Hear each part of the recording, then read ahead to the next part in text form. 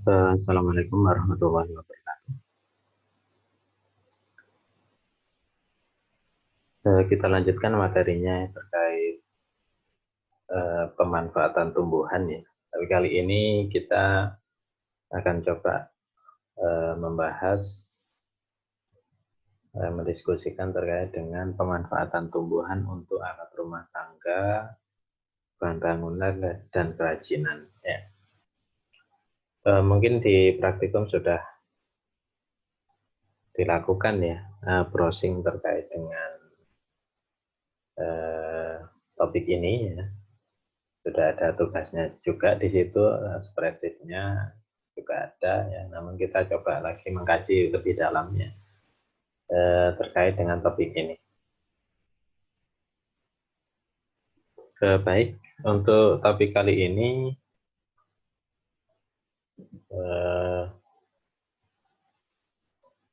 saya akan coba paparkan 3 sumber.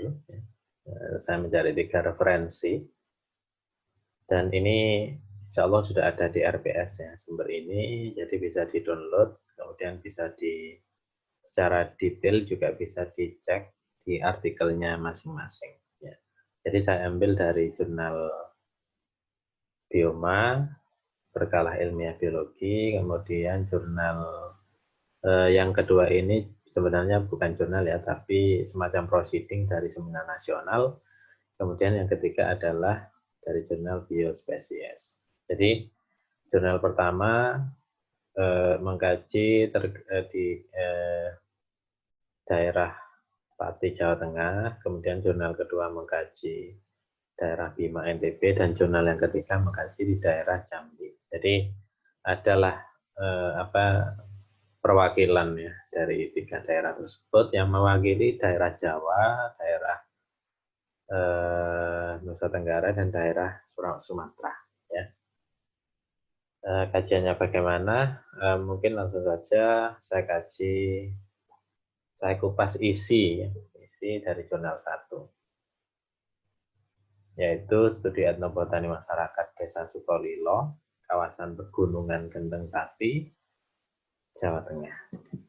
Nah, ini jurnalnya, ini saya cek, saya screenshot original judul aslinya ya. Dan ini terbit di tahun 2013 ya. Terbit di 2013. Yang menulis adalah peneliti dari jurusan biologi di Universitas Diponegoro. Nah, di abstraknya bisa juga dilihat ya di situ.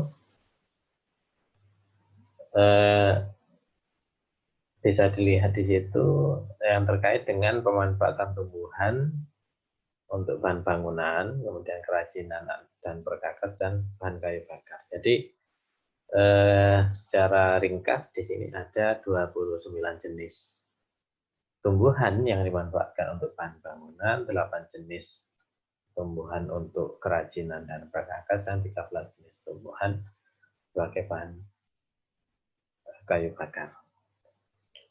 Nah, ini lokasi penelitiannya atau petanya ya, petanya bisa dilihat di situ. Ini daerah Gunung Kendeng itu daerah sini ya, jadi ada mungkin dari ibu kota Jawa Tengah ya di sini, bisa dilihat di situ Semarang ya. Tidak begitu jauh ya, tapi ini adalah daerah pegunungan.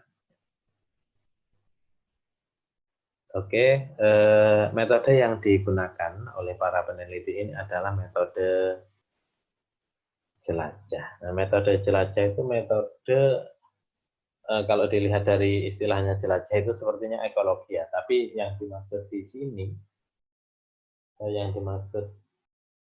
sini, dengan metode jelajah itu maksudnya adalah langsung menuju ke lokasi ya. Jadi penelitiannya itu menuju ke lokasi, kemudian inventarisasi jenis-jenis tumbuhan yang ada, kemudian bertemu dengan penduduknya di sana, melakukan wawancara secara terstruktur ya.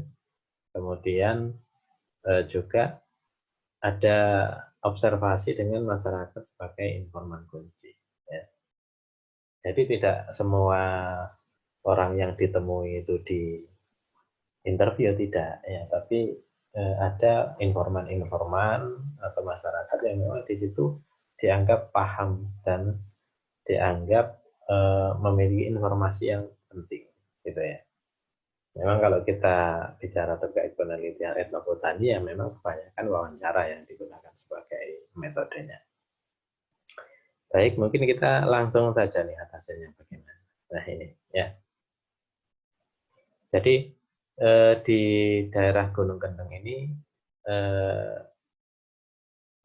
sampel atau desa yang dipakai adalah di daerah Desa Sukolilo seperti di judulnya itu ya. Jadi terus secara umum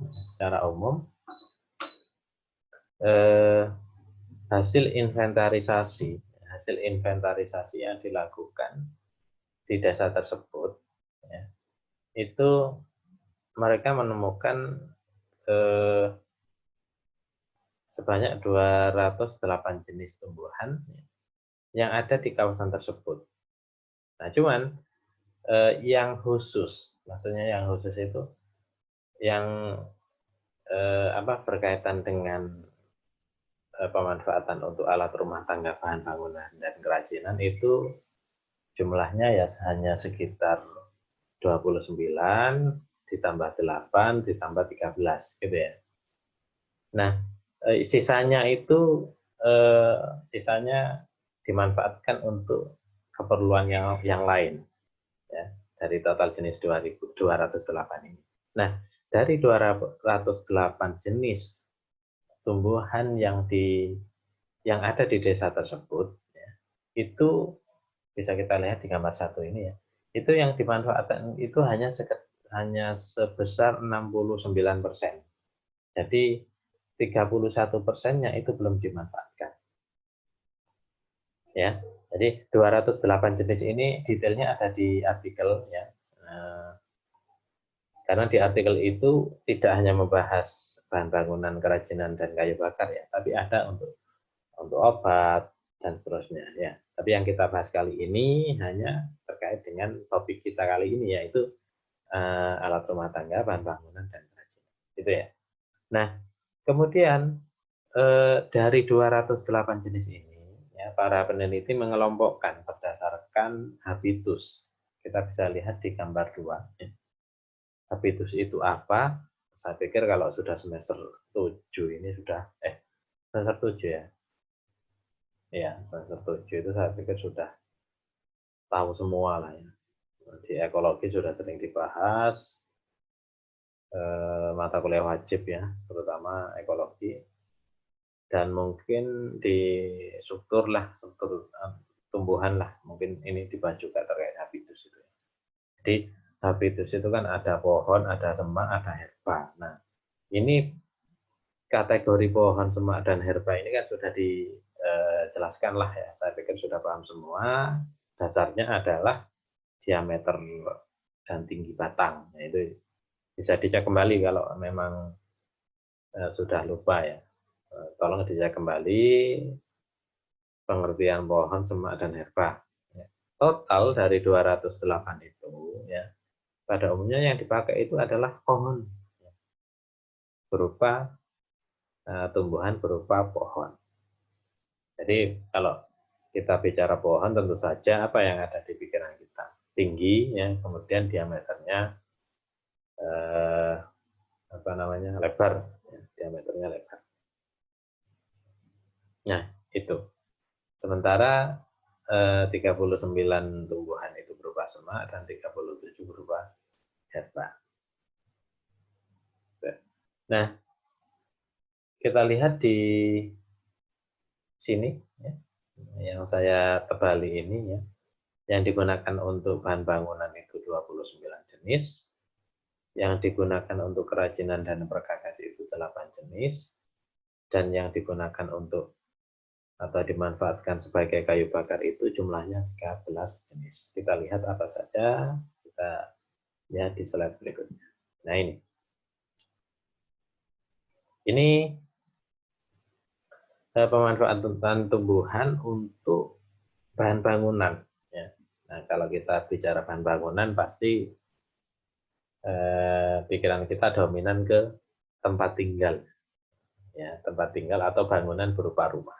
Jadi ini saya ambil dari internet contohnya, ya ini kan khas daerah Jawa, model bangunan tradisional kan seperti ini. Nah, untuk tumbuhan yang dimanfaatkan sebagai bahan bangunan tadi sudah disebutkan ada 29 jenis tumbuhan. Nah, kemudian karena untuk bahan bangunan mestinya ini kan pohon-pohonan besar ukurannya. Nah, ini kayunya diperoleh dari masyarakat sekitar atau di lingkungan sekitar tempat mereka tinggal. Dan yang paling umum digunakan itu adalah kayu jati. Ya. Kayu jati ini sudah sangat terkenal sebagai salah satu jenis kayu yang diminati untuk bahan bangunan, misalnya untuk tiangnya, untuk kuda-kudanya, kemudian untuk rangka atap dan papan atau dinding. Ya. Itu memang kayu jati sangat terkenal. Namun selain kayu jati, ya, selain kayu jati ada juga kayu-kayu lainnya seperti kayu nangka, kemudian jamblang, johar, mimba, mahoni. Nah, ini juga terkenal. Sono keling, tenun meh, dan sengon. Dan sengon ini digunakan terutama untuk papan untuk konstruksi ringan bagian rumah. Sengon ini juga terkenal ya, sengon ini. Makanya banyak para petani yang menanam sengon karena perawatannya mudah dan cepat besar. Dan ini juga dimanfaatkan untuk ini sebagai papan konstruksi dan seterusnya. Perkakas rumah juga kadang menggunakan sengon. Cuman kalau dari segi kualitas biasanya jati yang dicari oleh para konsumen, gitu ya. Itu untuk bahan bangunan. Kemudian kita lihat di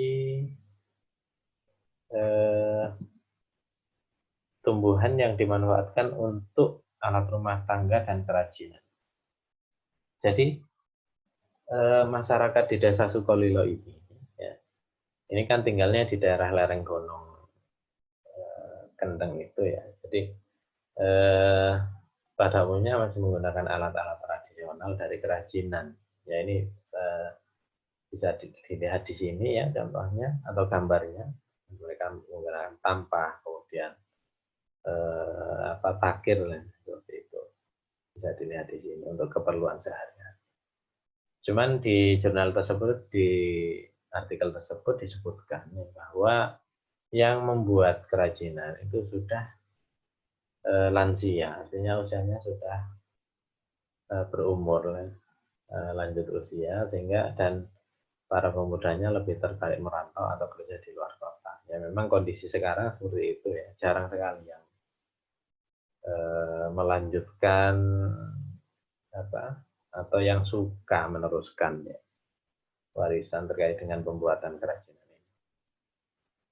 Kemudian tumbuhan yang digunakan untuk kerajinan ini, yang juga kerajinan ini bisa digunakan untuk keperluan rumah tangga ya, itu adalah pring apus.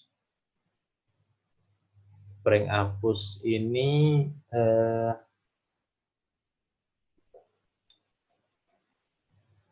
memang agak khas ya jenis kayunya, maksudnya jenis bambunya ya, jenis bambunya ini agak khas karena agak lentur gitu lah, agak lentur sehingga untuk dijadikan bahan kerajinan, bahan lipatan itu bagus hasilnya. Jadi dengan atau pring apus ini nama lainnya pring tali. Nama lainnya pring tali. Saya harapkan semua pernah pegang lah minimal ya. Walaupun belum pernah membuat kerajinan ini, pernah pegang lah minimal. Itu memang khas struktur bambunya itu bisa disayat tipis, kemudian itu agak lentur sehingga mudah dibentuk. Ya, kalau bambu yang lain tidak semudah pring apus ini, tidak semudah pring tali. Ya. Jadi ini yang dipakai ini adalah dari pring apus. Ya. Nah kemudian selain pring apus ini, kerajinan juga bisa dibuat dari kayu jati, kemudian nangka, meh dan lain-lain. Meh ini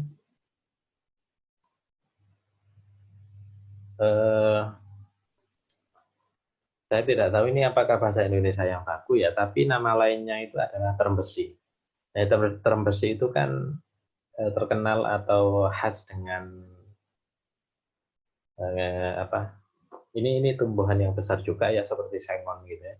Seperti sengon, dan ini karakter khasnya itu terem besi itu adalah memiliki tajuk yang lebar sehingga banyak sekali yang menanam pohon terem besi ini sebagai peneduh, ya sebagai peneduh. Cuman juga pohon meh atau pohon terem besi ini memiliki kekurangan yaitu akarnya itu bisa merusak bangunan ya, karena kalau ada trotoar misalnya itu kalau kena akarnya itu memang retak ya. Akarnya besar dan kuat sehingga semen itu kadang kalah. Nah itu kekurangannya seperti itu. Tapi kalau dari segi pemanfaatan sebagai peneduh, sebagai penghalang banjir, itu bagus terem besi ini. Kemudian yang terakhir adalah pemanfaatan tumbuhan di daerah di desa Sukolilo itu di lereng Gunung Kendeng itu untuk bahan kayu bakar, ya, untuk bahan kayu bakar. Nah, bisa dilihat di gambar tersebut ya, bahan-bahan kayu bakar ya seperti ini. Jadi kayu-kayu kecil yang bisa dibakar dan digunakan untuk biasanya untuk memasak.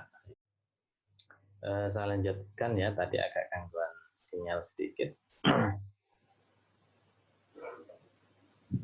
Nah, tumbuhan yang dimanfaatkan untuk kayu bakar ini bisa dilihat di sini ya, di slide ini, yaitu rencek, ya, rencek jati. Maksudnya rencek jati itu potongan-potongan kecil dari kayu jati. Jadi kayu jati itu kadang kan ada yang jatuh, ya, ada yang jatuh karena memang kering ya dari atas. Kemudian ada yang potongan-potongan yang memang sudah tidak diambil. Jadi ketika menebang pohon jati itu yang diambil kan yang gelondongan yang besar-besar itu ya. Kalau potongan kecil-kecil yang disebut dengan rencek jati ini memang tidak dibawa oleh perusahaan yang membutuhkan kayu itu. Jadi yang dibawa itu gelondongan-gelondongan besar. Dan sisa-sisanya itu kan kadang masih banyak ya, tersisa di area bekas lokasi penebangan. Nah itu dimanfaatkan, dikumpulkan oleh para penduduk di desa itu, kemudian dimanfaatkan sebagai kayu bakar. Yang lain, ya tumbuhan yang lain yang digunakan untuk kayu bakar, contohnya yaitu nangka, turi, mahoni, randu, dan kayu ketela. Kayu ketela yang dimaksud ini adalah batang kayu singkong. Ya. Kalau singkong itu sudah panen, yang diambil kan umbinya. Sedangkan batangnya itu memang tidak dimanfaatkan selain untuk kayu bakar. Ya, mungkin itu yang bisa saya sampaikan terkait dengan pemanfaatan tumbuhan di desa Sukolilo ya. Untuk alat rumah tangga, bahan bangunan dan kerajinan. Mungkin saya stop di sini dulu videonya. Untuk PPT berikutnya akan saya buatkan video yang lain ya.